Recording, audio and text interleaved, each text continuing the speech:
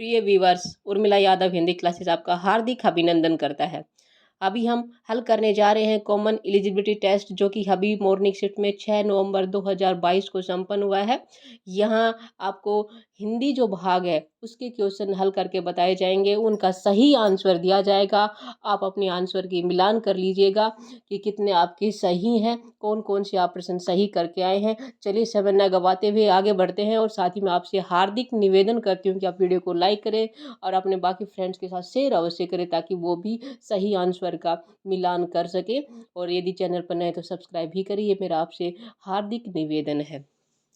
चलिए, अब प्रश्न नंबर, यहाँ जो मेरे पास प्रश्न पत्र है उसका प्रश्न नंबर 31 है। उसमें दिया हुआ है निम्नलिखित में से किस विकल्प में अलंकार व उससे संबंधित उदाहरण सुमेलित नहीं है।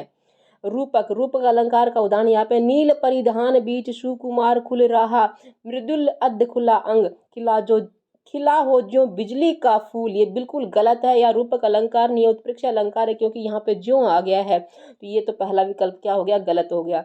दूसरा है उपमा, पीपर पात सरिस मंडोला, ये बिल्कुल सही उपमा अलंकार है। यहाँ पे सलेस अलंकार, सुबरन को ढूंढत फिरत कवि व बिचारी चोर, यहाँ पे कवि व बिचारी चोर यहाँ भी क्या है, सुबरन को श्लेष अलंकार बिल्कुल सही है। सुंदर वर्ण के लिए, कवि के लिए सुंदर वर्ण क्या है, शब्द है, अच्छे अच्छे सुंदर सुंदर शब्द है। व्यभिचारी के लिए क्या है, सुंदर वर्ण है, यानी कि गोरा रंग है। और चोर के लिए क्या है, सोना है। तो यहाँ श्लेष अलंकार हो गया है। मानविकरण अलंकार, संध्या घन माला की सुंदर ओढ़े रंग बिरंगी चिट्ठी, यहाँ पे मानविकरण बिल्कुल सही है।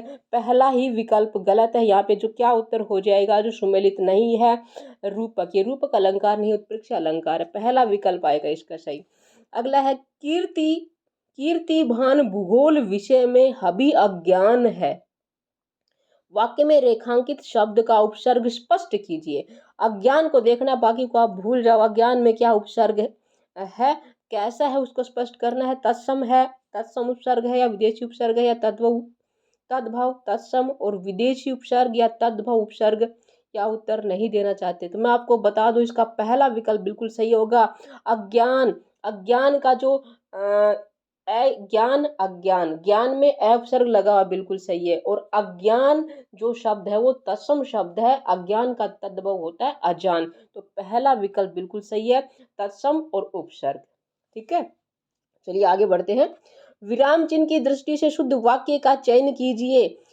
इसमें क्या होगा, चारों में से मेरी मित्र जो एक लेखिका है आजकल एक पुस्तक लिख रही है। मेरी मित्र जो एक लेखिका है, यहाँ पे दो जगह कोमा है, ये तो होगा ही नहीं, गलत है। मेरी मित्र जो के बाद कोमा नहीं आएगा, एक लेखिका, यहाँ भी ये भी गलत हो जाएगा। मेरी मित्र जो एक लेखिका, ये भी गलत है। जो पहला विकल्प है ये ही सही है, पहला ही क्या है, सही है। चलिए आगे बढ़ते हैं।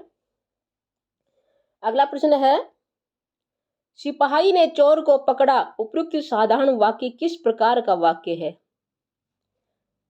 अप्रधान, कर्ता कारक, चोर को पकड़ा, कर्ता कारक तो हो ही नहीं सकता, कर्म कारक है। दूसरे और तीसरे में दिया हुआ कर्म कारक। अप्रत्यय, अप्रत्यय भी नहीं। सिपाही, सिपाही में क्या ई प्रत्यय है, तो सप्रत्यय, कर्म कारक और साधारण वाक्य। तीसरा विकल्प सही है इसका, कौन सा है, तीसरा विकल्प। बड़बड़ाना, खटखटाना, भन भनाना शब्दों में क्रिया के कौन से प्रकार के धातु का प्रयोग किया गया है। मैं बता दूं, बड़बड़ाना, खटखटाना और भन बनाना ये नाम धातु क्रिया है। और नाम धातु क्रियाएं चार प्रकार से बनती है, संज्ञा शब्दों से, सर्वनाम शब्दों से, विशेषण शब्दों से, अनुकरण शब्दों से। तो इसका क्या हो जाएगा, अनुकरण से बनी है ये, तो क्या हो जाएगा, अनुकरण धातु। तीसरा विकल्प बिल्कुल बिल्कुल सही है।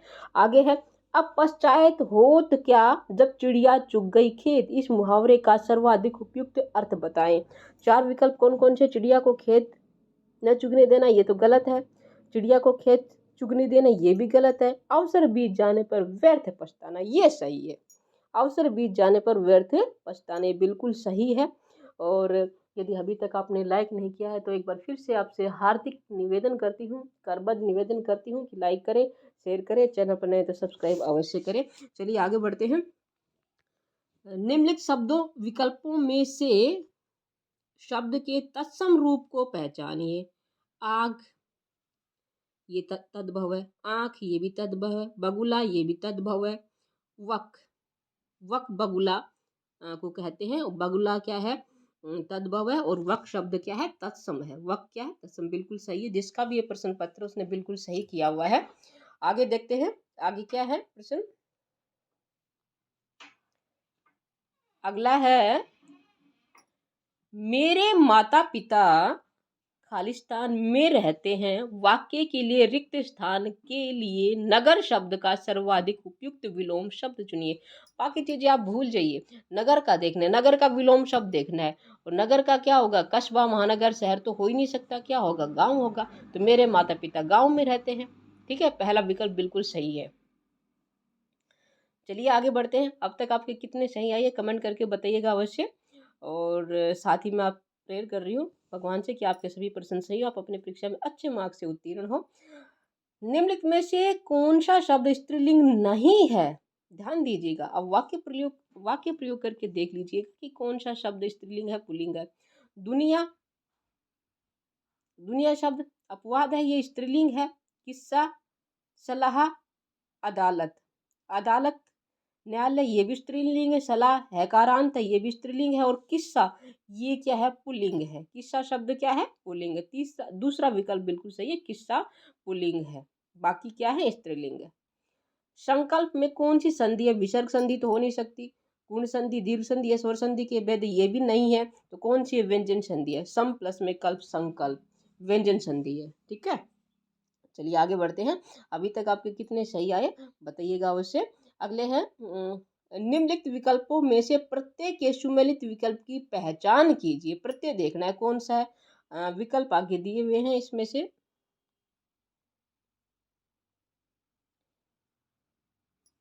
ए, चर, व्याध, लेखक, ये तो नहीं है। आई, अप्सरी, चढ़ाई, शिवानी, ये भी नहीं है, चढ़ाई में है।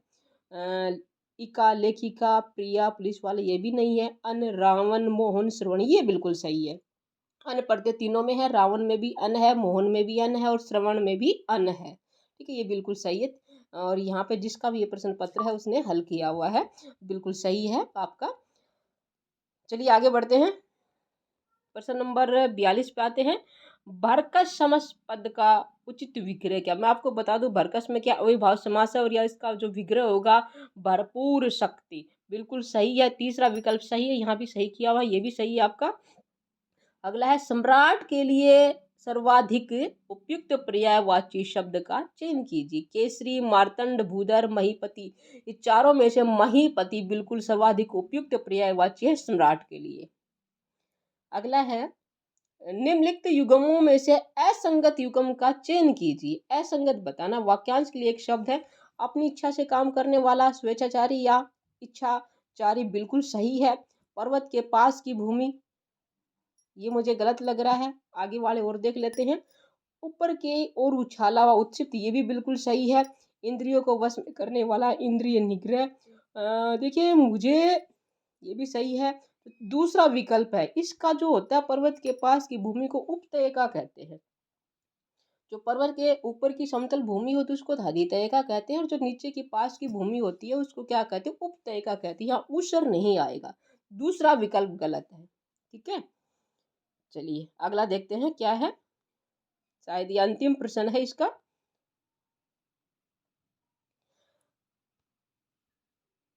निम्नलिखित विकल्पों में से वर्तनी की दृष्टि से शुद्ध शब्द का चयन कीजिए। शुद्ध शब्द देखना है हमें, शुद्ध कौन सा ये देखना है। अध्ययन, ये तो गलत है। वास्तविक, ये भी गलत है, आपने ये गलत किया हुआ है। सांसारिक, निरपेक्ष, निरपेक्ष भी गलत है। सांसारिक बिल्कुल सही है, तीसरा विकल्प सही है इसमें, सांसारिक। ठीक है, तीसरा विकल्प सही है, सांसारिक। निरपेक्ष में भी गलत है, निरपेक्ष आएगा, रै पूरा आएगा इसमें निरपेक्ष में। तो ये थे आपकी टेस्ट की आंसर की। उम्मीद करती हूँ आपके सभी प्रश्न सही होंगे और आप अपनी परीक्षा में अच्छे मार्क्स से उत्तीर्ण होंगे, यही मेरी शुभकामनाएं हैं। आपका दिन शुभ हो, आपकी परीक्षा अच्छे मार्क्स से संपन्न हो। फिर मिलते हैं।